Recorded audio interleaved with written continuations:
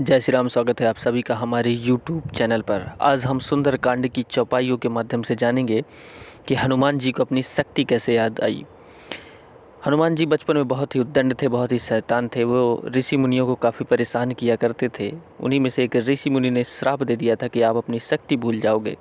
लेकिन जब भगवान श्री राम माता सीता की खोज के लिए सभी वानरों को भेजते हैं कि माता सीता की खोज करके लाओ, तो अंगद, हनुमान सभी एक समुद्र के किनारे खड़े होते हैं। जब उनको पता चलता है कि माता सीता समुद्र के उस पार हैं, तो सभी सोच में पड़ जाते हैं कि समुद्र के उस पार कौन जाएगा। तभी अंगद जवाब देते हैं कि मैं समुद्र के उस पार तो जा सकता हूँ, लेकिन मेरे शरीर में इतनी क्षमता नहीं है कि मैं समुद्र के उस पार जाने के बाद माता सीता की खोज करके वापस आ जाऊँ। तभी सभी जामवंत की ओर देखते हैं। जामवंत जी कहते हैं कि मैं बूढ़ा हो गया हूँ, मेरे में भी इतनी शक्ति नहीं है कि मैं इतना बड़ा समुद्र पार करके लंका तक जाऊँ और माता सीता की खोज करके लाऊं।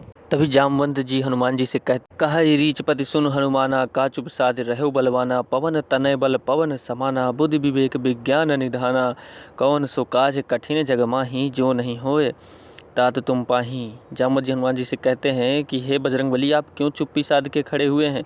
आप तो बलों के अथाह समुद्र हैं। आपकी बुद्धि विवेक इस संसार में अतुलनीय है। ऐसा कौन सा काम है, ऐसा कौन सा कार्य है जो आप नहीं कर सकते हैं बजरंगबली। ऐसा सुनते ही सारे बंदर हंसने लगते हैं कि जब अंगद ने और जामवंत जी ने ही मना कर दिया कि मैं समुद्र के उस पार नहीं जा सकता, तो ये बजरंगबली क्या समुद्र के उस पार जाएंगे।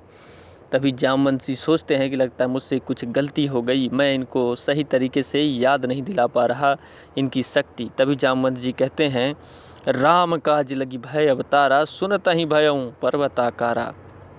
जैसे ही जामवंत जी ने कहा कि आपका तो जन्म ही प्रभु श्री राम के कार्य को सिद्ध करने के लिए हुआ है, आपका जन्म ही प्रभु श्री राम के कार्य को पूर्ण करने के लिए हुआ है, ऐसा सुनते ही बजरंगबली पर्वताकार के हो जाते हैं और समुद्र को लांघने के लिए लंका की ओर प्रस्थान कर देते हैं।